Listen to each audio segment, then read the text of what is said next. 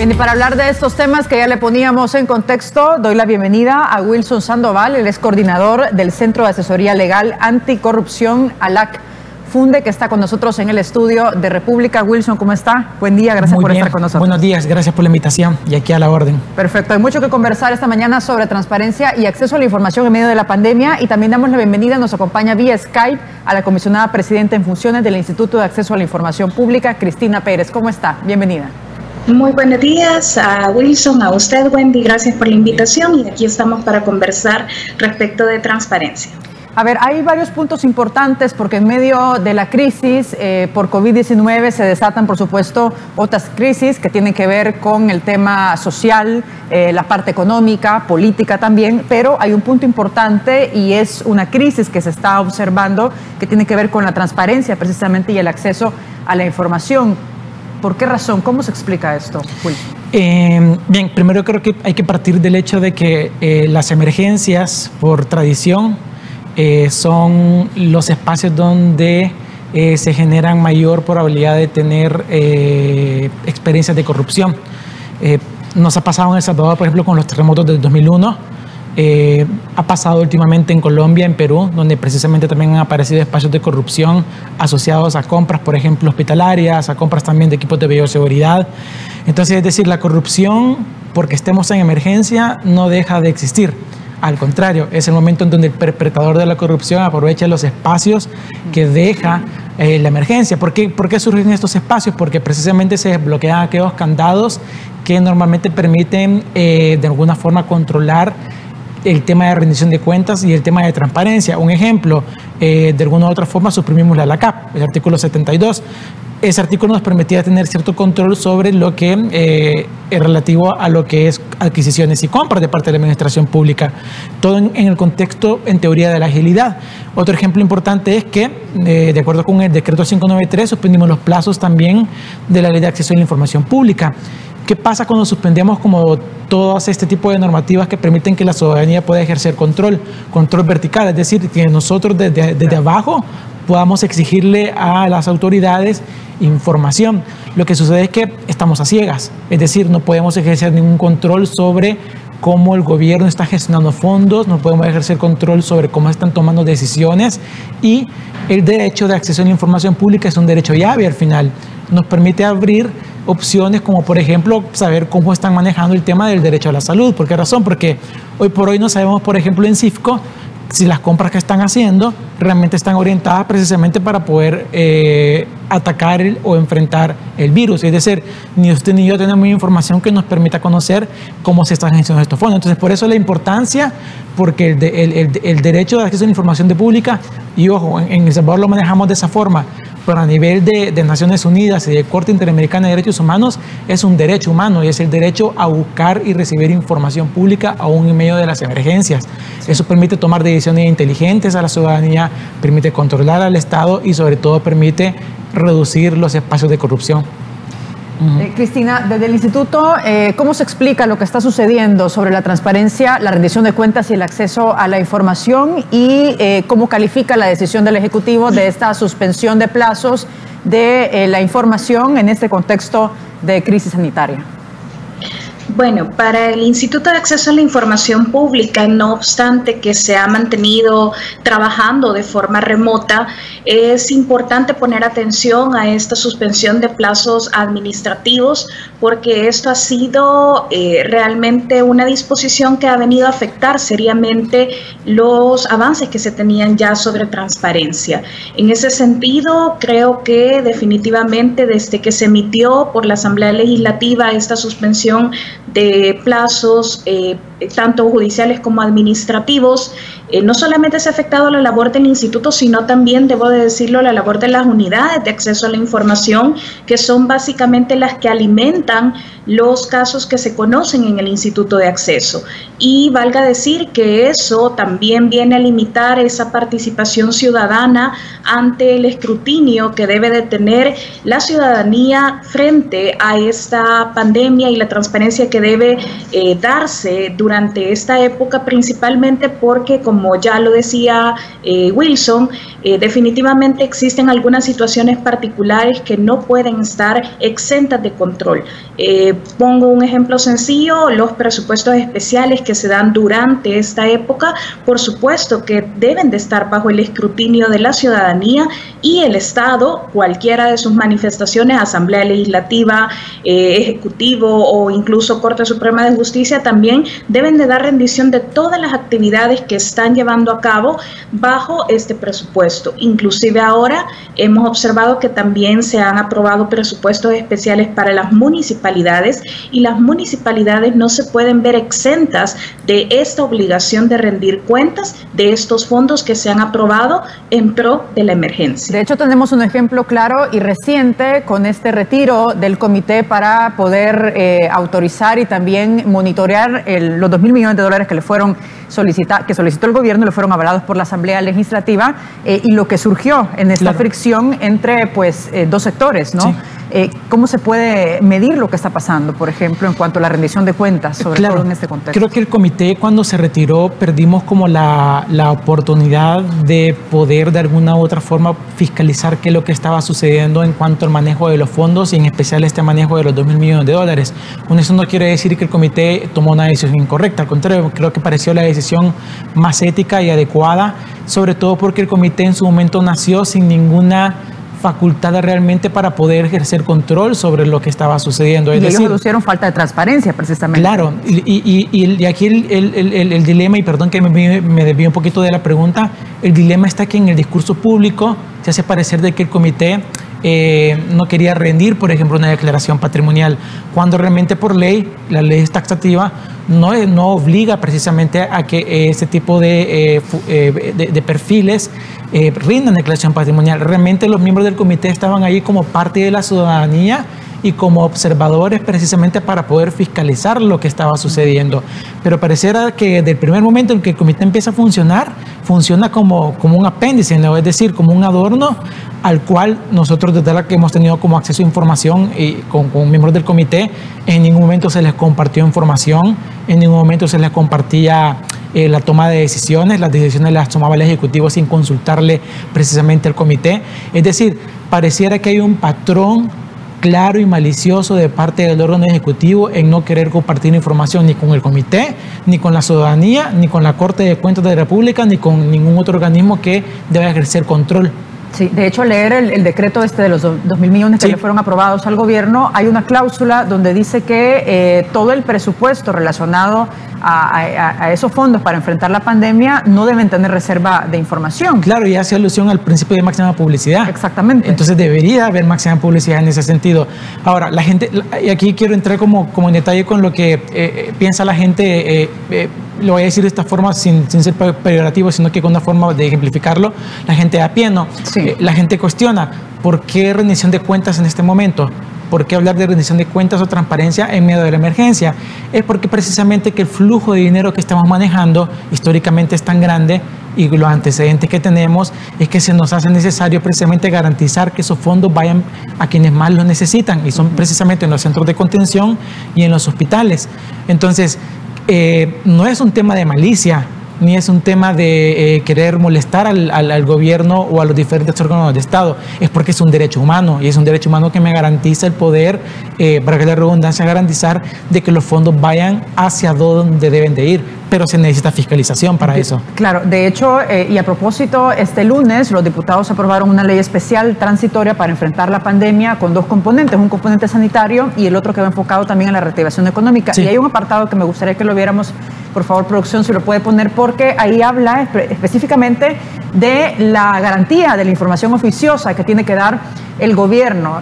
Por ejemplo, ¿qué información oficiosa? Habla del Plan Nacional de Prevención, Contención y Respuesta a la Pandemia por COVID-19, normas y protocolos para la aplicación de las medidas que adopten en el marco de la emergencia, los lugares que se utilicen como centros de aislamiento y cuarentena, número de personas que están internadas en los centros de cuarentena, los casos contagiados por COVID-19 y los casos sospechosos, los nexos epidemiológicos, zonas o lugares que sean focos de infección, zonas o lugares con su alcance donde se hayan establecido cordones sanitarios. Ahí tenemos otros puntos también número de recuperados de COVID-19, planes de retorno de salvadoreños en el exterior, número de personas retornadas, fecha de ingreso al país, situación, legalidad y sanidad, expedientes de procesos de adquisición y ejecución de fondos destinados a las instituciones para enfrentar la pandemia. Esta ley, el presidente ha advertido de vetar esta ley. Cristina, ¿cómo se ve este punto? Por ejemplo, que los diputados hayan incluido en los artículos la parte de acceso a la información, algo que ustedes han venido denunciando que no se está cumpliendo hasta el momento en esta pandemia. Mencionar que como Instituto de Acceso a la Información Pública hemos hecho diversas gestiones para poder reactivar y levantar esta suspensión de plazos que definitivamente pues ya va 2 meses de suspensión y que, como mencioné, ha afectado seriamente. En ese sentido, pues el instituto hizo en primera instancia un envío de una nota a la Asamblea Legislativa con el fin de recomendar y de sugerir cuando se estuvieran emitiendo todos los decretos legislativos que se incluyera dentro de las excepciones al Instituto de Acceso a la Información Pública y a las unidades de acceso. Eso fue como la primera parte, y de ahí es que creo que puede venir la iniciativa también de las fracciones legislativas en querer regular este tema. Y definitivamente esto se dejó plasmado en el artículo 24 de ese decreto legislativo que aún no ha sido aprobado por el presidente de la República, pero además ese artículo 26 que ya tú mencionas, Wendy, es muy importante porque ese artículo 26 pretende precisamente enfocarnos en la transparencia que debe de estar en las instituciones que están al frente del combate del COVID-19. Y precisamente esa es una especialidad que ahorita nos interesa. Si bien es importante darle trámite a todas las solicitudes de información, con especial énfasis hay que enfocarnos en aquellas que se refieren a esta época de emergencia. Y para ello sí hemos visto este artículo 26 que de alguna manera se ha pegado bastante a las directrices, 2 directrices que el instituto ya había emitido en cuanto al cumplimiento de obligaciones de transparencia y protección de datos personales, y también a la directriz de rendición de cuentas en emergencia nacional, de la cual incluso derivó una herramienta tecnológica que ya están haciendo uso algunas instituciones, aún en un número mínimo, pero que ya están haciendo uso de él. Tengo que hacer la primera pausa, pero vamos a regresar enseguida con esta conversación. Son las 7 de la mañana con 14 minutos y les invito a que se suscriba a nuestro boletín informativo y recibir así las noticias más importantes del día en tu celular. Para hacerlo debes ingresar a la página web teleprensa.sb, en el menú buscar la sección boletín, completar el formulario con tu correo electrónico y listo. Estarás recibiendo las 5 noticias más relevantes del día hasta la palma de tu mano. Nuestro compromiso es informarte, hacemos periodismo. Regresamos.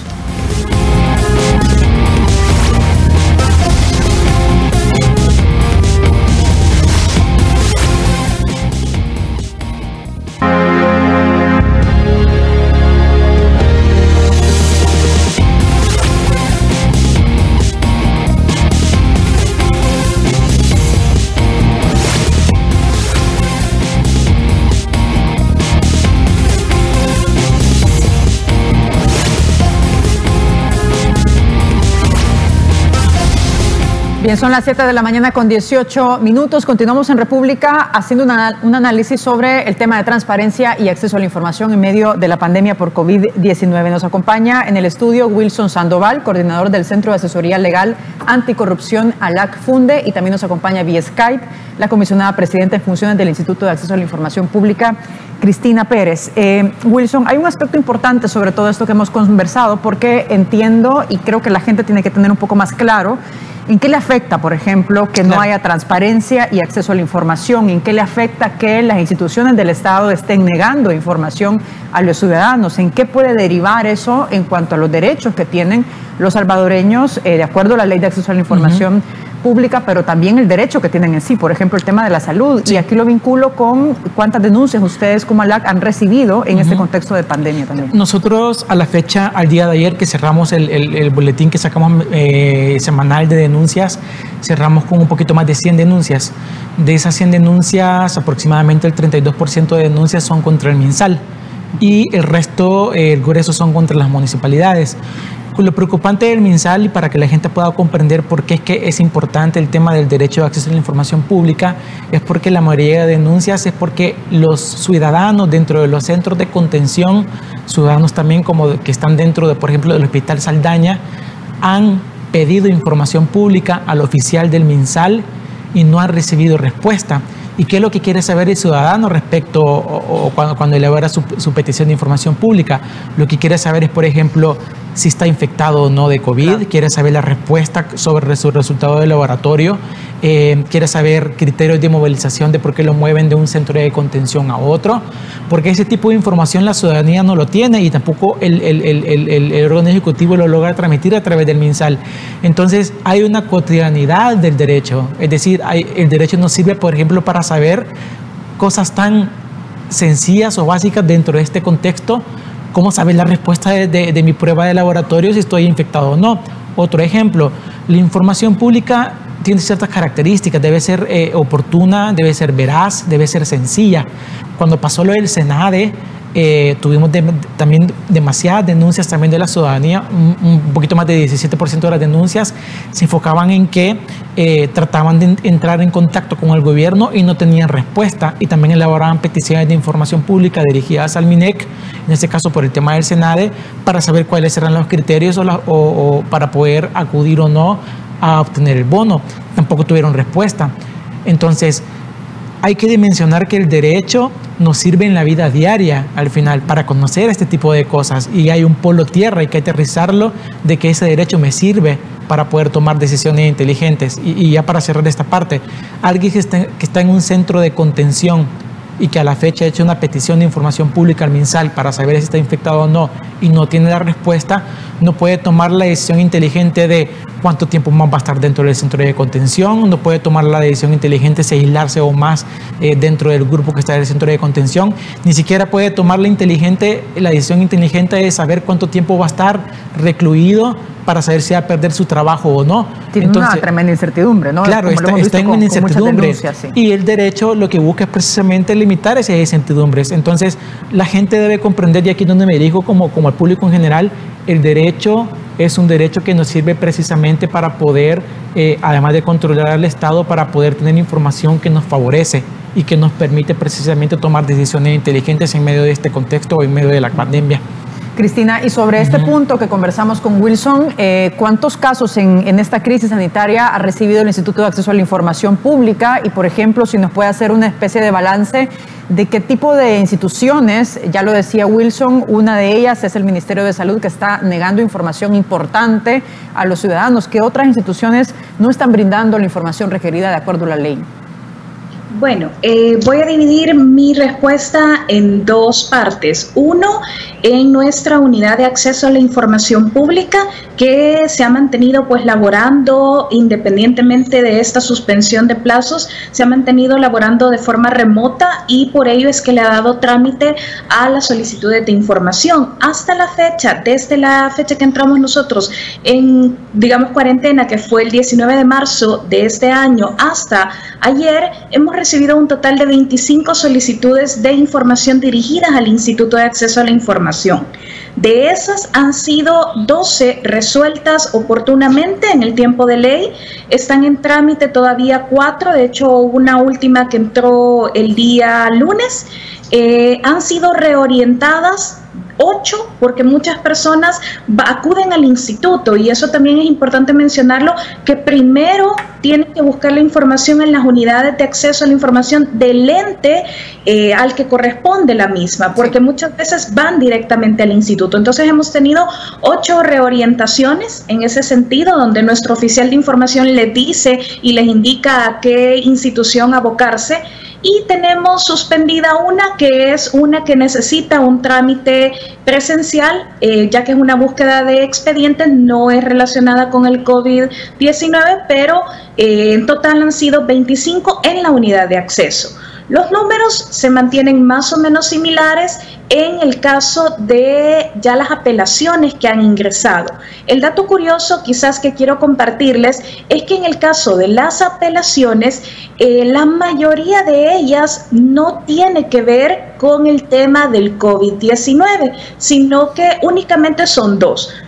Una dirigida al Instituto Salvadoreño del Seguro Social, en donde ya después de haber acudido a la unidad respectiva piden los planes de atención y demás información relacionada con el COVID-19, y otra que también va relacionada a CAPRES, que es una solicitud de información relacionada con el estado de salud del presidente de la República, el señor Nayib Bukele. Entonces, en ese sentido, esas son las únicas dos en cuanto a acceso a la información, pero también decir que el instituto ya ha tomado la decisión por medio de pleno, y las actas pues se pueden consultar en nuestra página oficial. Y hemos tenido también algunos pronunciamientos en cuanto a casos de datos personales. En ese sentido, tenemos ya a la fecha 4 casos que hemos iniciado de manera oficiosa, en el cual consideramos que podría existir algún tipo de las infracciones derivadas en el artículo 76 de la Ley de Acceso a la Información Pública, y en este caso se puede determinar que han habido algunas situaciones, por ejemplo en Asamblea Legislativa, se puede determinar en la Policía Nacional Civil, el Ministerio de Trabajo y Previsión Social, en donde han existido situaciones que se han revelado presuntamente pues datos personales, y que el instituto ya ha tomado la decisión de iniciar oficiosamente estas situaciones. Asimismo, también en el caso de denuncias de datos personales, hemos tenido un par de denuncias que han sido remitidas por la Procuraduría para la Defensa de los Derechos Humanos, quien nos ha remitido precisamente para que nosotros determinemos si se ha configurado alguna de las causales para determinar que se ha compartido de forma no legal datos personales de las personas. Y esto es muy importante porque definitivamente el componente de datos personales, entonces vemos que ha tenido inclusive un movimiento mayor, sí, en el caso de comparándolo con los datos de acceso a la información. Comisionada, ¿cuántos casos en concreto han recibido ustedes sobre este tema de datos personales? Hemos recibido denuncias, hemos recibido 3 y se han iniciado 4 oficiosos, es decir que en resumen son 7 casos de datos personales, que ya están siendo tramitados por el Instituto de Acceso a la Información Pública, y en total son 22 casos que hemos recibido durante esta época. A ver, sobre este tema de la suspensión de plazos en medio de la emergencia, el Instituto de Acceso a la Información Pública presentó una demanda de amparo ante la Sala de lo Constitucional para que se suspenda esta cancelación. 2 preguntas. ¿Son optimistas ustedes con la resolución de la Sala y no temen que esta resolución de la Sala no se agilice? Les digo esto porque entiendo que la Sala de lo Constitucional ha dicho que tiene un colapso de casos, es decir, poco más de 350 procesos, y de estos entiendo que ha resuelto hasta el momento alrededor de 30. Claro, nosotros desde el AC presentamos un amparo lo que es la semana pasada, es decir, es un tanto reciente.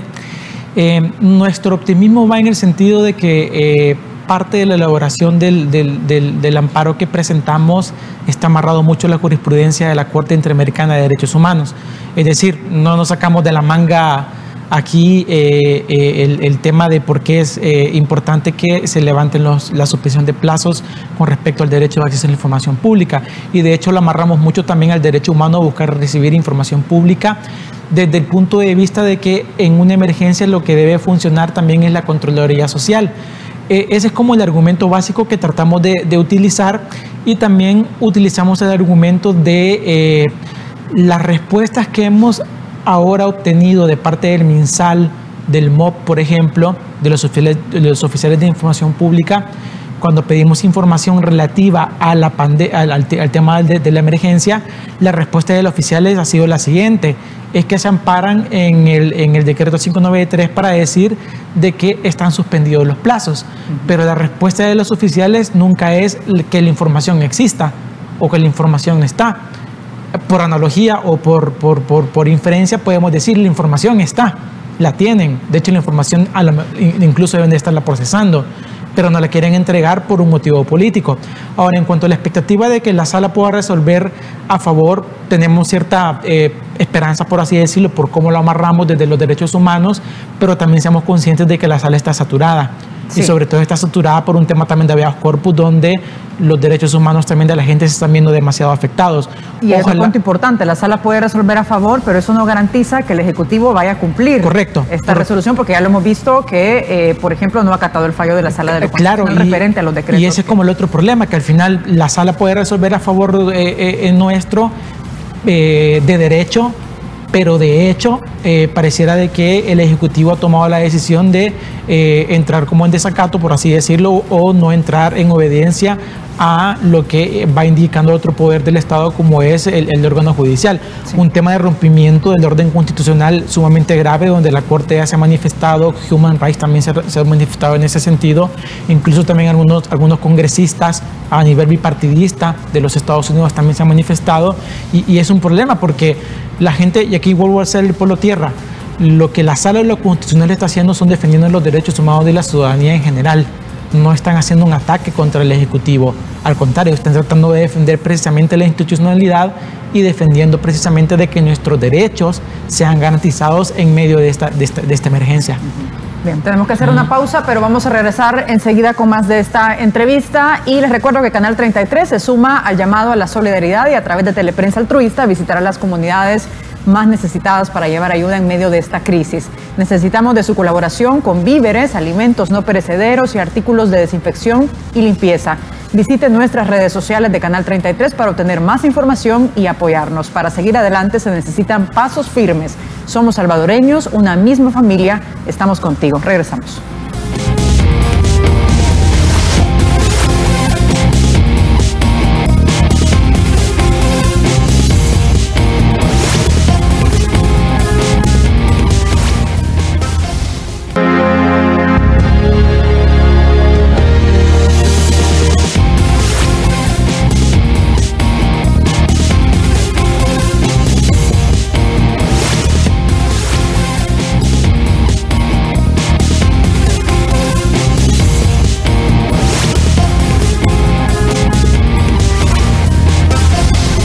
Son las 7 de la mañana con 34 minutos. Hablamos de transparencia y acceso a la información, elementos muy importantes en medio de esta emergencia por la COVID-19. Nos acompaña en el estudio Wilson Sandoval, coordinador del Centro de Asesoría Legal Anticorrupción, ALACFUNDE, y también nos acompaña vía Skype la comisionada presidenta en funciones del Instituto de Acceso a la Información Pública, Cristina Pérez. Comisionada, ¿qué expectativas tienen ustedes sobre la resolución de la Sala de lo Constitucional con esta suspensión de plazos de información?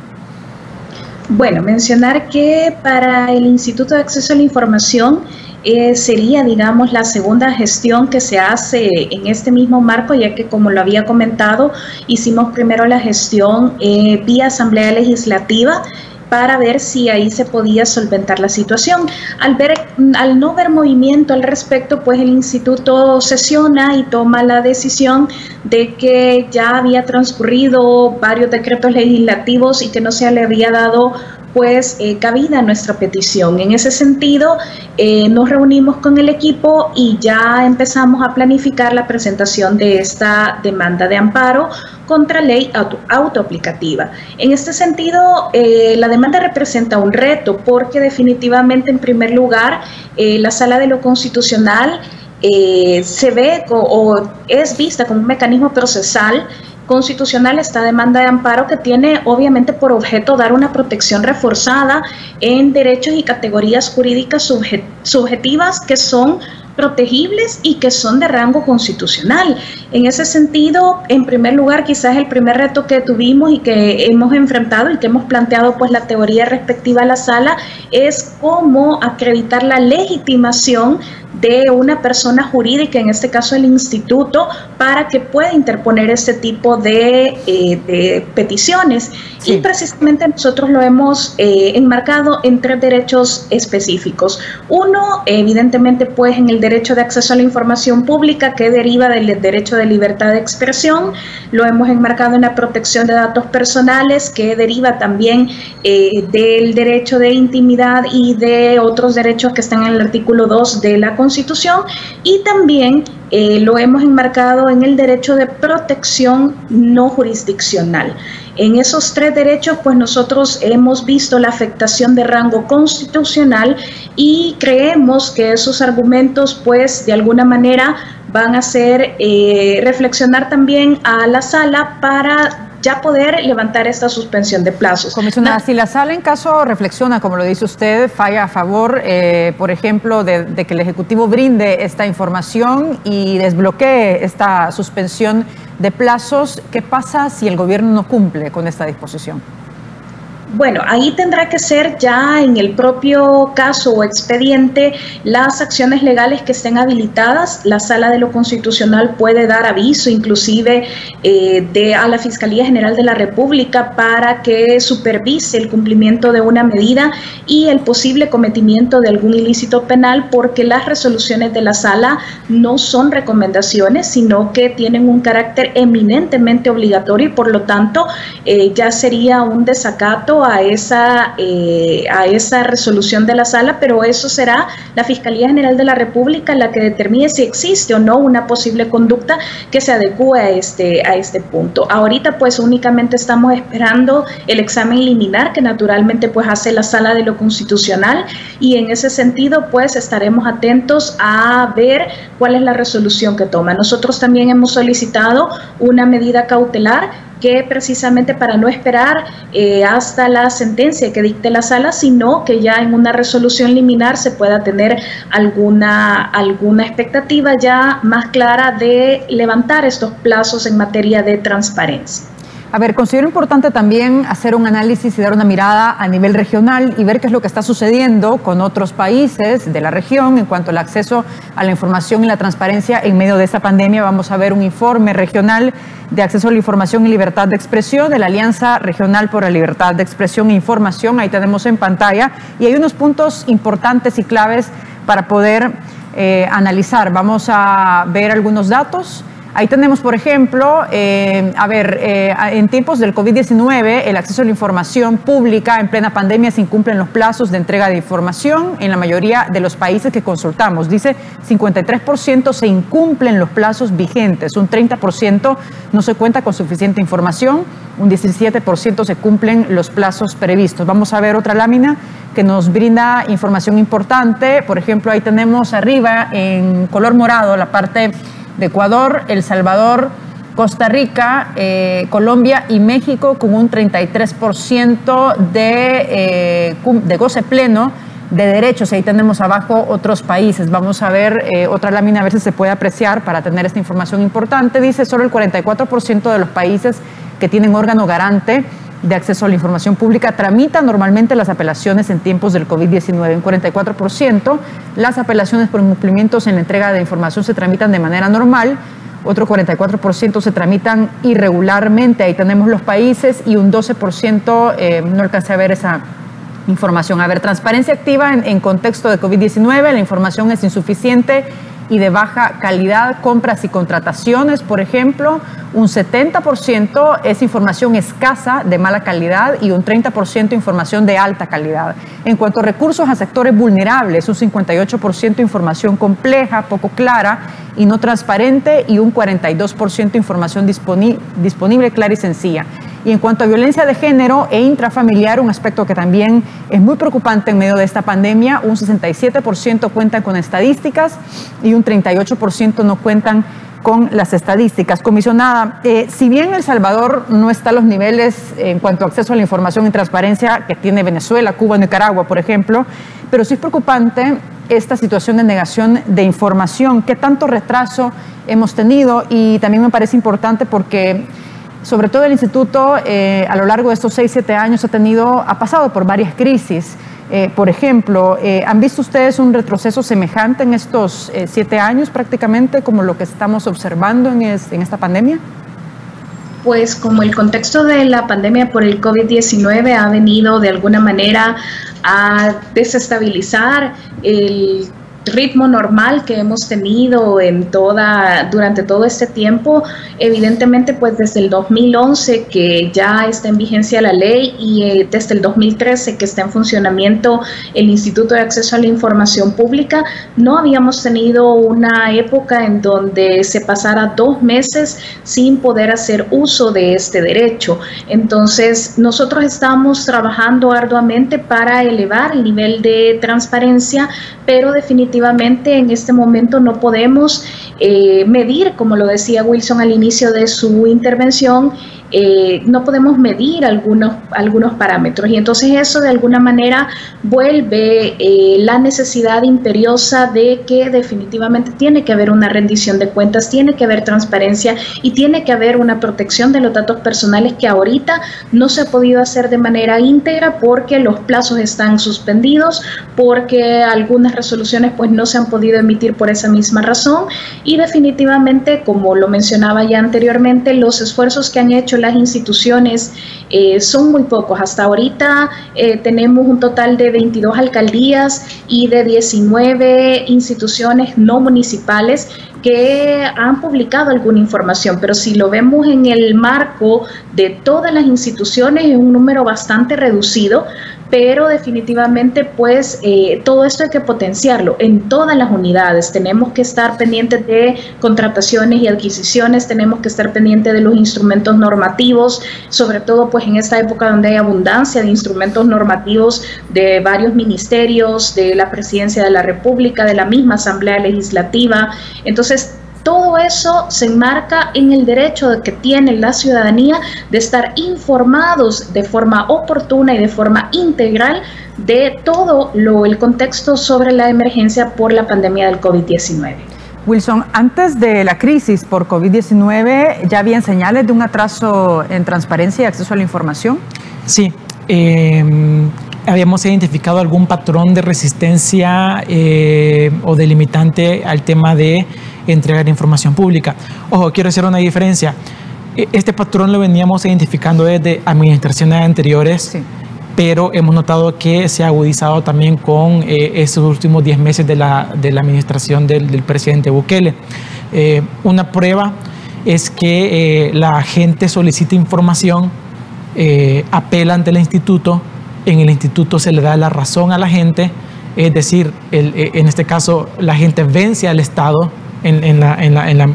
ante el instituto, pero lo que viene es el Ejecutivo es que recurre a la vía administrativa a través de la Cámara de la Contencioso Administrativa con dos objetivos claros. Los procesos por un largo tiempo. Claro. De hecho, el promedio para que resuelva la Cámara es un poquito mayor a 2 años, si no me recuerdo. Entonces, cuando ya entregan la información, ya la información ni siquiera tal vez puede ser útil en ese momento. Entonces, lo curioso de esto o lo complicado de esto es que el ciudadano con sus pocos recursos logró vencer al Estado, pero viene el Estado con otro tipo de recursos y lo que hace es dilatar la información de forma maliciosa, sobre todo aquella información que tiene relación con aspectos financieros.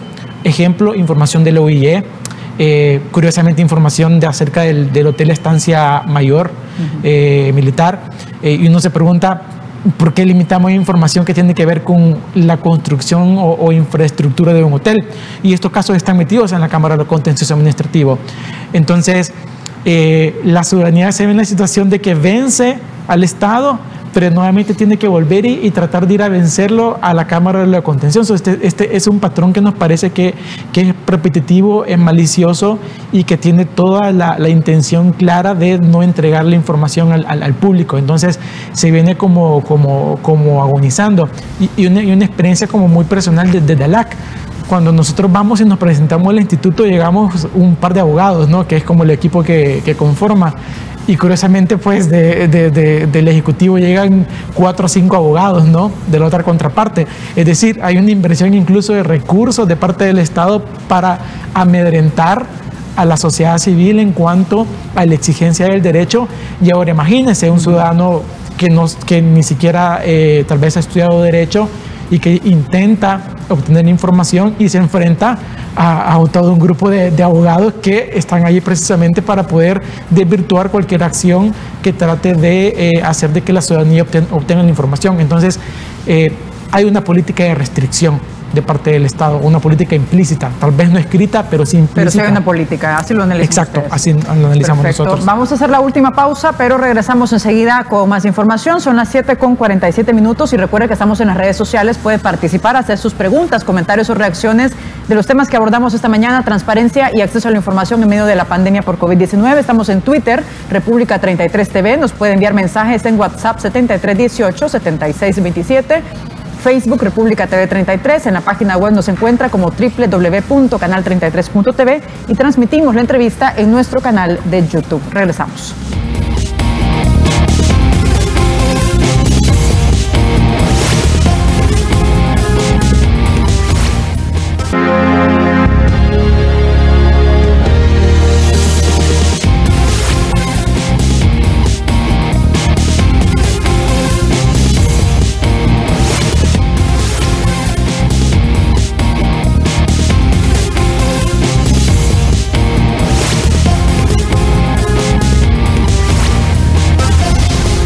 Bien, son las 7 de la mañana con 50 minutos y estamos en la última parte de esta entrevista conversando sobre el acceso a la información y la transparencia en tiempos de COVID-19. Nos acompaña en el estudio Wilson Sandoval, coordinador del Centro de Asesoría Legal Anticorrupción, ALACFUNDE, y también nos acompaña vía Skype la comisionada presidenta en funciones del Instituto de Acceso a la Información Pública, Cristina Pérez. Me gustaría que viéramos una información también del informe que hacíamos referencia anteriormente sobre la Alianza Regional por la Libertad de Expresión e Información, porque también hay otro fenómeno que está sucediendo en esta pandemia que es preocupante, no solamente para los periodistas en sí, sino que para la población en general, porque se restringe precisamente la información y los datos que ayudan a los ciudadanos a poder conocer qué es lo que está sucediendo. En plena pandemia se registran restricciones a la libertad de expresión en la región, por ejemplo, detenciones arbitrarias, discursos estigmatizantes sobre medios y periodistas, reformas normativas que limitan el derecho, selección de periodistas que acceden a la información, seguimiento a periodistas, defensores de derechos humanos y otros, y confiscación de equipos y otros aspectos. Comisionada, ¿cómo se ve este punto? ¿Qué es lo que ha estado sucediendo, por ejemplo, en cuanto a el manejo con la prensa y a los periodistas en sí en medio de esta pandemia y las dificultades que algunos pues nos enfrentamos para poder acceder a información y de hecho también para poder acceder a entrevistar a ciertos funcionarios del gobierno? Bueno, mencionar que en el caso del Instituto de Acceso a la Información Pública es bastante común que los periodistas acudan a solicitar información. Casi me atrevería a decir que son del gremio que más se mueve dentro de la solicitudes de información, y precisamente creo que esto tiene un origen que es bastante lógico, pero que dentro de la investigación periodística que se realiza, pues es obvio que necesitan tener información y que esta información debe de ser clara, debe de ser precisa, debe de ser contundente. Definitivamente por eso nosotros hemos definido en las directrices que la información no debe de ser reservada, no debe de ser delimitada a un cierto sector. Inclusive nosotros nos hemos pronunciado en las directrices en cuanto a la publicación en una determinada, por ejemplo, red social, que eso no abarcaría todo el conglomerado de las personas que están sometidas a esas limitaciones o restricciones. ¿Por qué? Porque es difícil medir esa situación únicamente utilizando un mecanismo de comunicación con la ciudadanía. En realidad, nosotros hemos recomendado como instituto que se utilicen mecanismos de comunicación de forma masiva, y eso implica incluso los medios tradicionales como televisión, radio, periódico, que son los que normalmente algunas personas que no tienen acceso ya sea a internet, a un teléfono, definitivamente pues sí pueden estar al tanto de esta situación. Inclusive ahora que están las alcaldías involucradas, pues ellos mismos deberían de tener esta labor de informar a la ciudadanía. Entonces es importante que se mantenga estos canales, porque no puede verse restringido, a mi consideración, no puede verse restringido únicamente porque se está haciendo una investigación o un seguimiento periodístico, porque desde luego eso afectaría la libertad de expresión. Ya así lo ha manifestado inclusive el relator de la Comisión Interamericana de Derechos Humanos, lo ha expresado así, y de la libertad de expresión, que también pues definitivamente no puede mantenerse una restricción ni a la ciudadanía ni en este caso a la prensa. Wilson, ¿cómo se ve este punto desde ALACFUNDE, por ejemplo, lo que está pasando con la libertad de prensa, la libertad de expresión en medio de esta pandemia? Claro, lo primero que creo que hay que recordar es que estamos hablando de un derecho constitucional. O sea, es una garantía el tema de la libertad de expresión que está en la Constitución, y que por lo tanto debería de gozar de la mayor de las protecciones.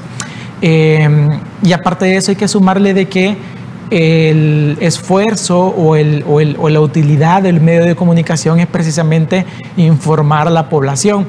Me parece que el Ejecutivo lo ha agarrado al revés. En lugar de utilizar los medios de comunicación para presentar información sencilla, veraz y oportuna a la población, al contrario, parece de que los medios de comunicación se han vuelto un enemigo, y un enemigo que incomoda y que pareciera ser siempre un enemigo que está como tratando de fiscalizar. El problema es que parte también de los medios de comunicación, su trabajo es fiscalizar al poder. Y eso también tiene que entenderlo la gente al final. Entonces, la libertad de expresión lo que nos permite es informarnos de forma inteligente de lo que está sucediendo y de lo que tampoco está sucediendo. Es decir, de tener la capacidad de emitir un juicio de valor sobre las acciones que se van tomando desde la administración pública. El gran problema es que hay una división o hay un antagonismo entre los medios de comunicación, sobre todo aquellos medios de comunicación que gozan de mayor quizá independencia o neutralidad, y que son los que a veces no dejan entrar ni siquiera Capres, ¿no? Y también hay un tema de cierre a las preguntas de los medios de comunicación cuando las preguntas son incómodas. Y eso nuevamente lo que hace es que limita la libertad de expresión y limita entonces que la población pueda conocer información que debe ser básica. Vuelvo al ejemplo del SENADE. Muchas veces se limitó a los medios de comunicación el poder tener información certera sobre lo que estaba sucediendo en el SENADE. ¿Qué es lo que pasó?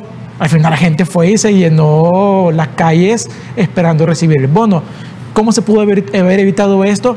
De que el gobierno se hubiese apoyado de forma armónica sobre los medios de comunicación para utilizar el derecho de libertad de expresión y poder informar a la gente de manera adecuada de cuáles eran los procesos. A través de medios masivos. Claro, a través de los medios masivos. No tanto vía Twitter. Claro, y ese es el otro problema.